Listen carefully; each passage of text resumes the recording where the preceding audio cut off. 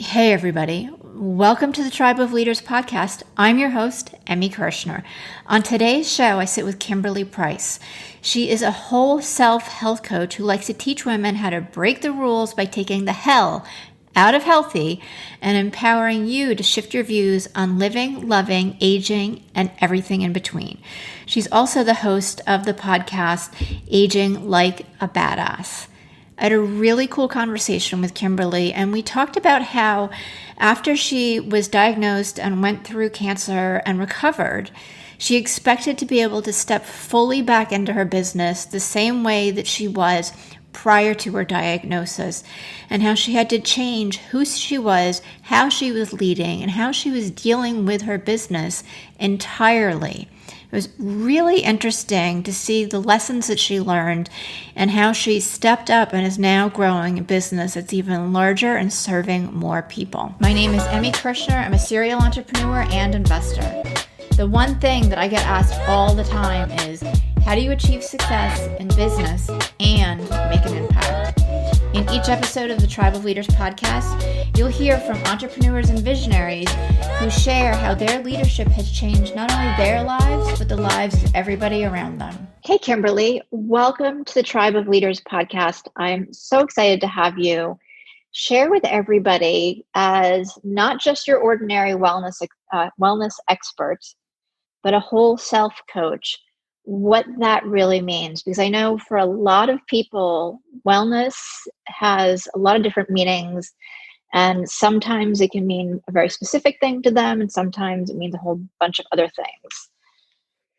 Yeah, it's interesting. And first, I wanted to say thank you for having me. I'm so excited to be on this and have a conversation with you. So, wellness. So that's a word that actually I do call myself a whole self wellness coach. And it's actually something I've struggled with. I've struggled with that word a lot because I feel like it can have so many other meanings, or so many meanings. Mm-hmm. And defining, exactly who I am and what I do. There's a whole lot of words that I think I would put in there, and there isn't one outside of this word that really does it as well as this word. So nutrition is another word that we hear a lot. Health or healthy is another word that we hear a lot. Wellness in my world is, I like to take every individual, unique in who they are, and really look at what is their story? Who are they? What is it that they want in their life? What is it that they have going in their life or don't have going in their life? And then what does that look like from a mind, body, and spirit, as a whole? And I really take everyone individually. So I have a formula called the B formula, and I have, some key components within that formula that each individual can follow, but each of them are individually tweaked for every person that I work with, because we're all unique and we all need our own unique plan, and we all need all of those elements to make us a whole. Excellent. So it's way more than just eat more salad and work out for you. Absolutely. It's a whole different depth.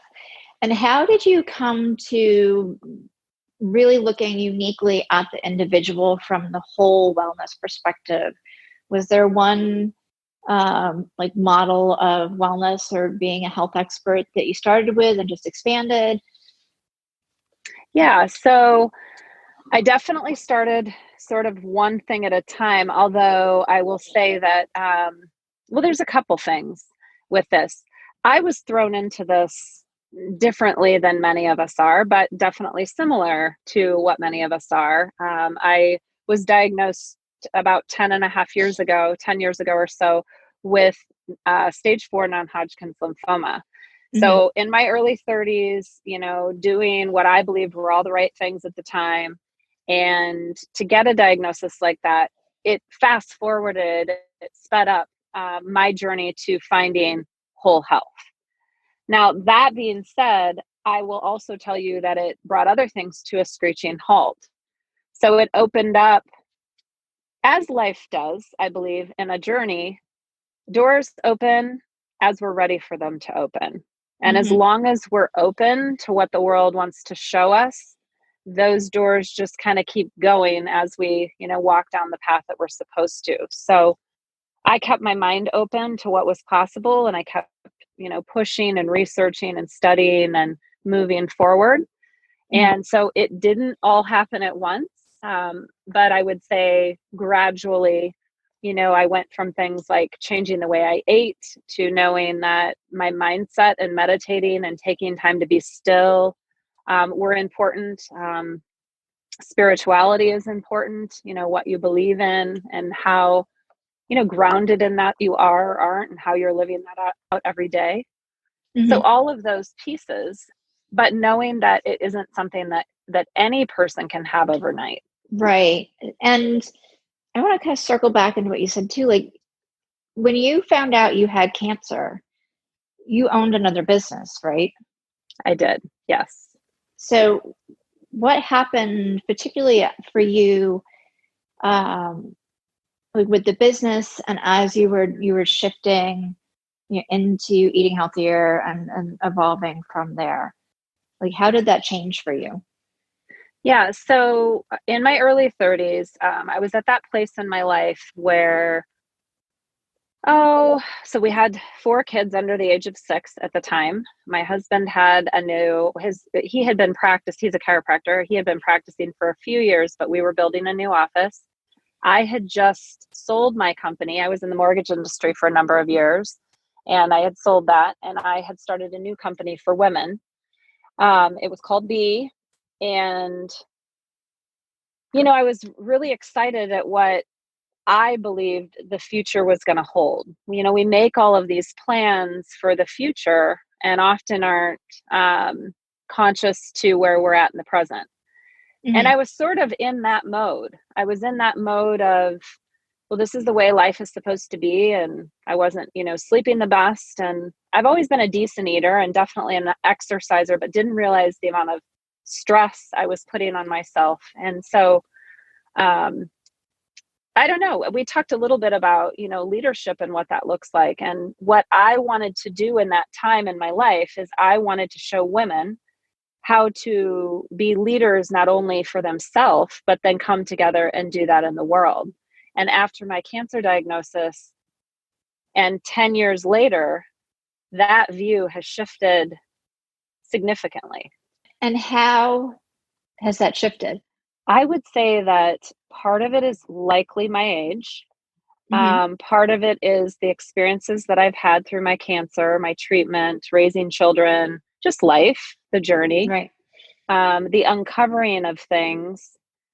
I guess if I had to put a finger on today, what I have today that I didn't have 10 years ago, it's a whole lot of wisdom, insight into who I am.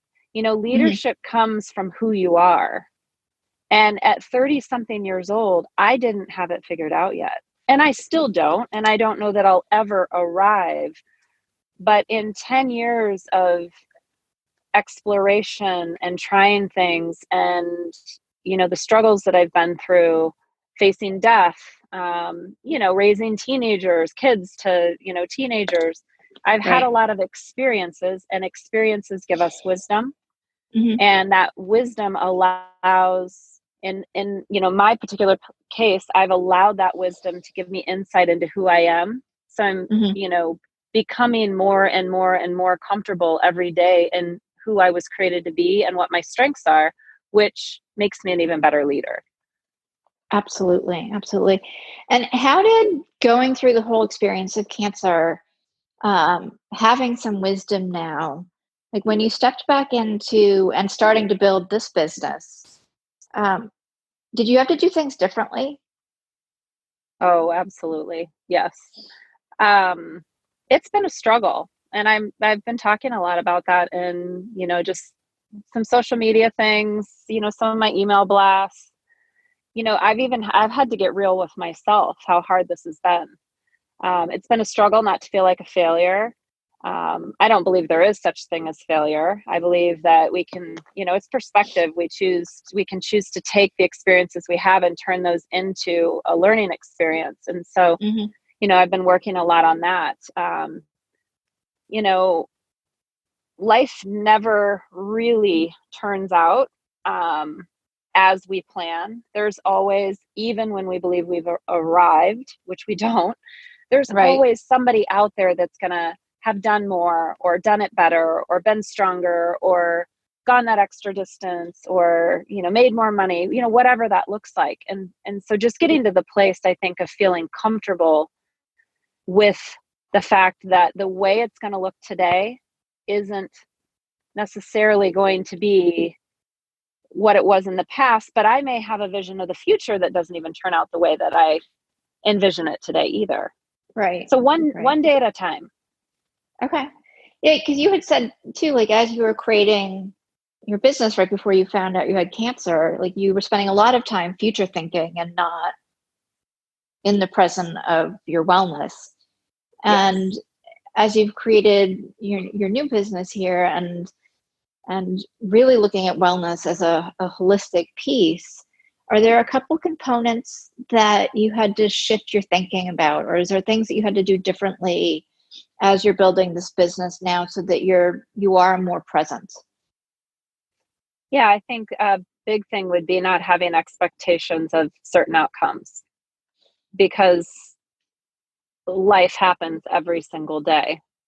And so I've really focused a lot when I work with, whether it's at a retreat with women Mm-hmm. or, we're in a group together, I really work a lot on teaching women, and it's part of the B formula, conscious thinking, being present.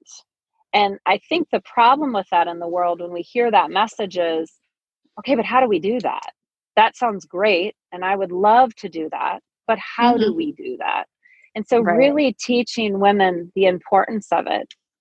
Because if you can't be conscious of where you're at right now, like visceral, feel it, hear it, smell it, taste it, all of those things, Mm-hmm. tomorrow really doesn't matter because we're not promised tomorrow.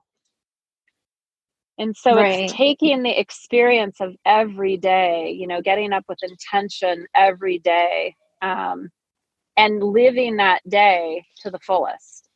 And then tomorrow you get to do the same thing again. And tomorrow you get to do the same thing again. Absolutely. Is there something that you start your day with so that you can get present? Because I know a lot of people wake up in the morning and their monkey mind's running amok, and it takes them a really long time to reset so that Yeah. they feel more positive.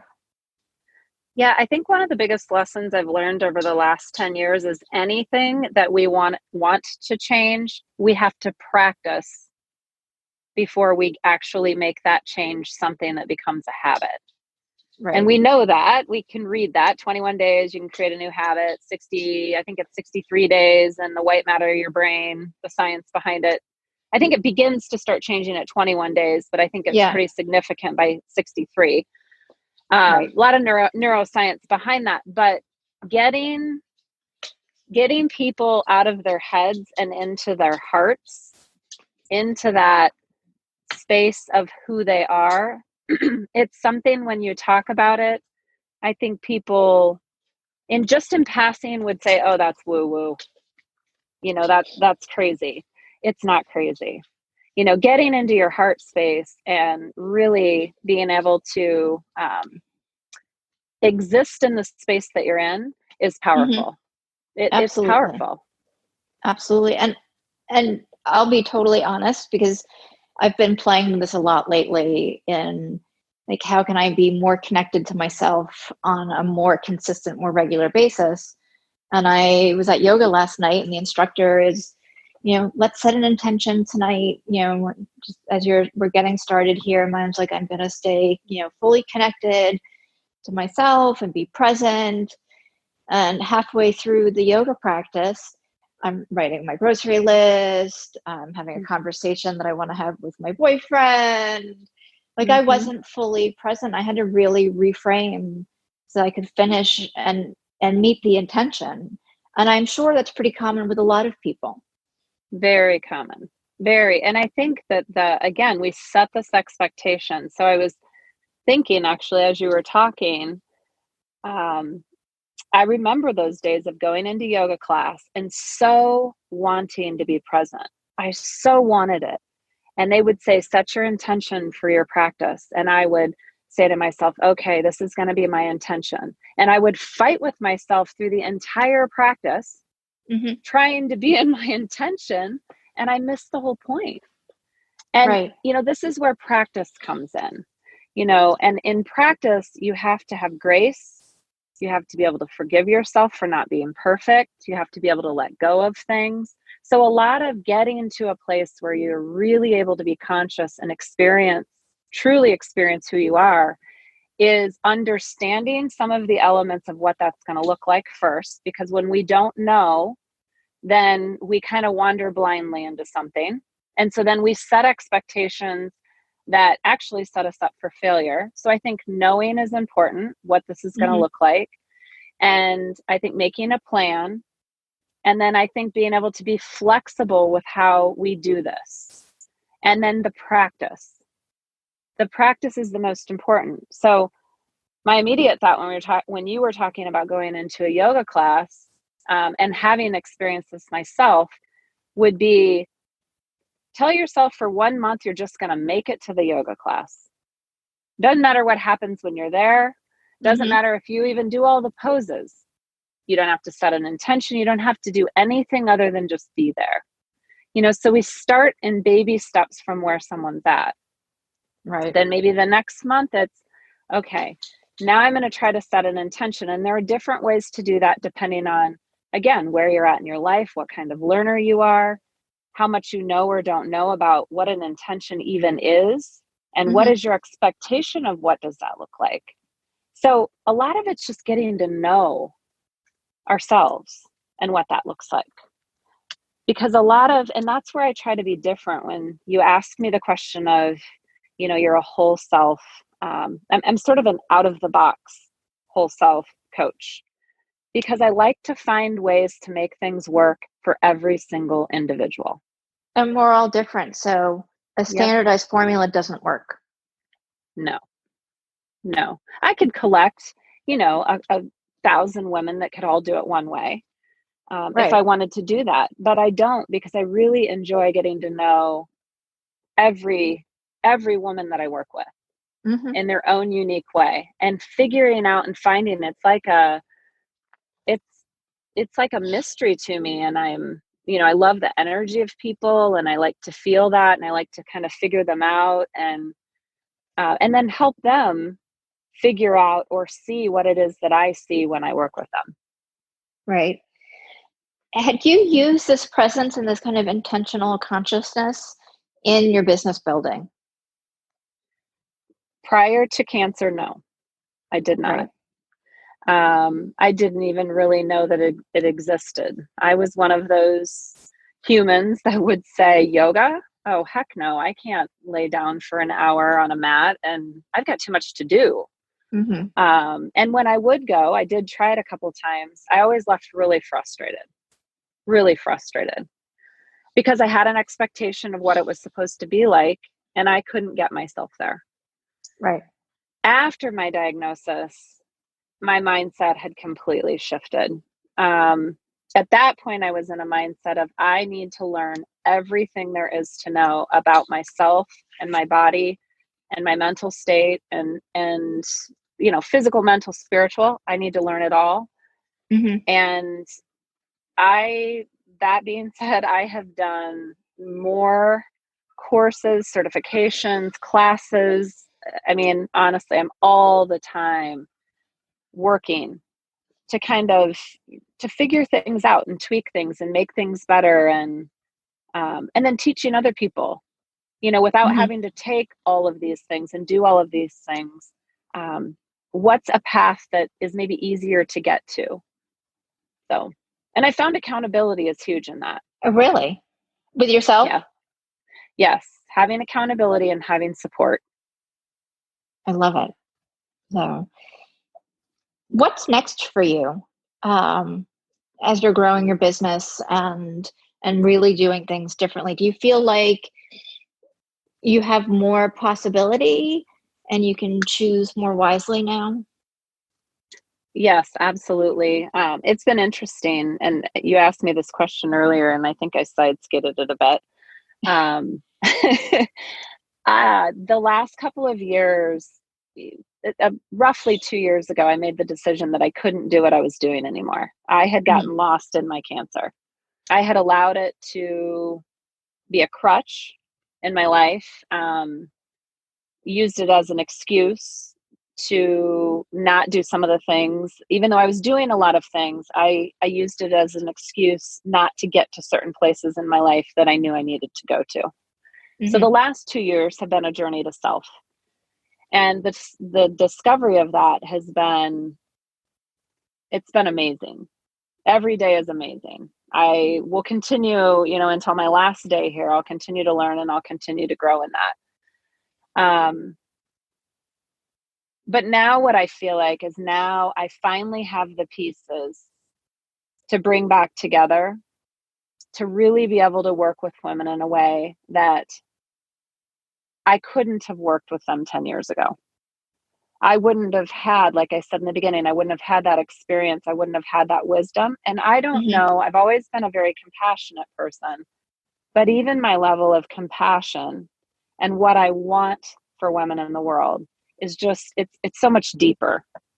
Right. So I'm curious too, because your business is aging like a badass. Yeah. So with the wisdom that you have, and I think most women don't want to age, and not that they necessarily want to look like they're 20, but are resistant to the wrinkles and the things that happen just naturally and are supposed to happen. How do you help them find and be well in that space? So Aging Like a Badass came about. It's actually, I have a podcast Hmm. called Aging Like a Badass. And that came about because you're right. We do resist getting older. The inevitable in so how do I explain this simply? Because there's so much behind this. Right. The science of aging is actually we will end up living longer as time goes on. They're figuring things out, in from the science standpoint that we will live longer. We will live a higher quality of life than we're living now at some point. But the inevitable is death. We will all die at some point. Even if Hmm. we stretch age out to 150 or 200 at some point or whatever, the inevitable right now is death here on earth.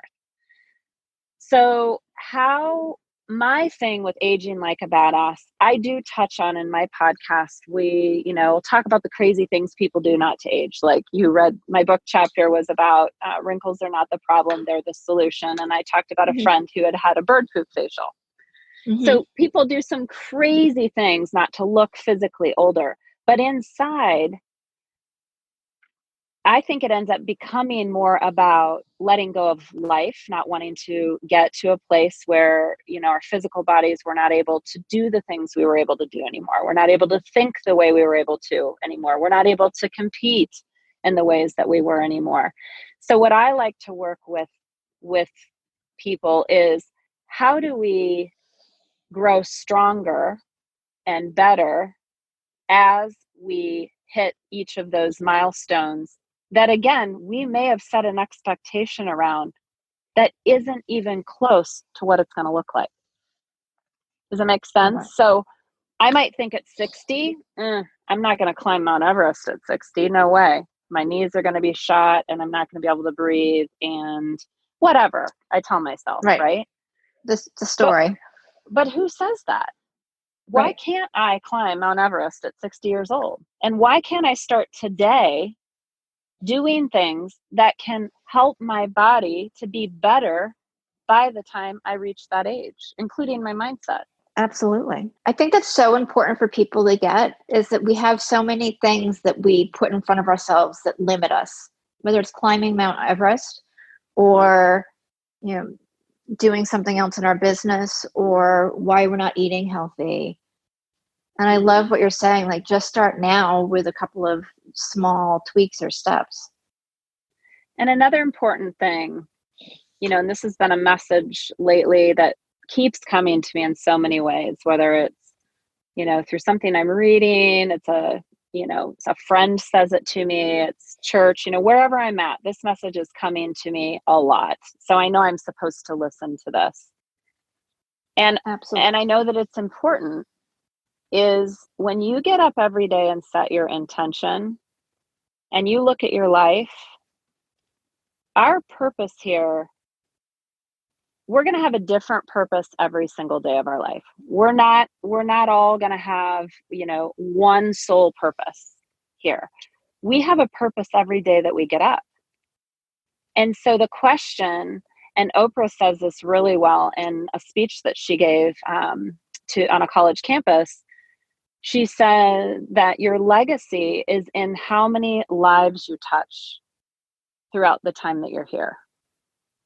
And so if we just wake up every day in that, who are we going to touch today? How are we going to be of service today in this world? Mm-hmm. I love that, because I think when you start coming from that place of who can I be of service, who can I help, who do I get to touch, and potentially leave them with something, whether it's small or big, a few words or an entire book, it can be life-changing for them. Yes. And for you. Yeah. So I think age changes. The way we look at age changes when we wake up every day, and it's not about us. It's about how can we be in service to others. Now, one thing I want to say with that I want to caution, because I think, and I'm speaking for women here. So if any men listen, men can speak for men, but as women, we tend to give a lot of ourselves to everybody, oftentimes more to others than we do ourselves. So when I say get up and ask yourself, how can I be of service to the world? I don't mean, how can I forget about who I am and just give everything I have away to everybody else? That's not at all. You have to love yourself enough to know there's a balance there. There's a balance of, you have to love yourself first. You have to know who you are first before you ever can really be in service to anybody else. Absolutely. And I love the clarification in that, and this is what I say to my clients and my tribe of people too, is you have to be selfish and experience the self-love of taking care of yourself first before you can help anybody else. Yes. Yes. So. And teaching women how to do that, I would say if I had one big goal and I looked at wellness as one thing, I think the number one thing I would focus on every single day with every woman that I meet, and I do try to do this with every woman that I meet, I try to point out, even if it's just pointing out something in a subtle way about them that they don't believe is possible. It's, how do you love yourself? How do you get to the place where you really, truly, truly know who you are? And I mean the who you are that was born, X number of years ago, not the who you are that you've created. Who you were when you were born is who you are today. It might just be covered up. So knowing that person and loving that human being, because nobody can be you. And you can't be anybody else, ever. Absolutely. Absolutely. Thank you for sharing that. I think it's a good reminder for all of us, because it's easy to take on everybody else's demands, wants, desires, and completely lose track or faith of like our core being. So, and one last thing I would say, for women, we're powerful, and as we walk around, in any space that we're in, we are influencing each other in every way, whether we believe we are or not. Good self-esteem, bad self-esteem, we're influencing each other. So my encouragement, or what I would, really want women to do is you walk around and you see other women, see them, and let them know that you see them in a way that helps them feel better about who they are. So notice them. Don't look them up and down with, what they're wearing or what their hair looks like or how they ran that marathon. Like, see them. We all just want to be seen. Yeah. Everybody just go do that, because I agree. I totally agree. we're too busy. We're on our way in our heads to go do something else. And I think that contributes to the disconnectedness that a lot of people are experiencing, even though we're all on social media clacking away at, you know, posting this, that, or the other thing. Yep, for sure. So I want to switch gears for a couple of minutes and talk about your book, Wrinkles Aren't the Problem. What was the catalyst for that? There are multiple different chapters in there written by other individuals. So this is a book called Life Boosts. Okay. And my chapter in the book came from, I think, my age, partially. Definitely my journey of, being at this place in life. I talk in some of the speaking in that I do, I talk about feeling like in some ways I've lost a decade. When I was diagnosed with cancer, it put me into having, we all put these masks on, these images on what society tells us we are and we aren't. Well, cancer's a big one. When you're told you have cancer, it's a hard one to get off, because I still go in every 6 months, for checkups. Mm-hmm. And so I lost my 30s. I feel like I lost my 30s.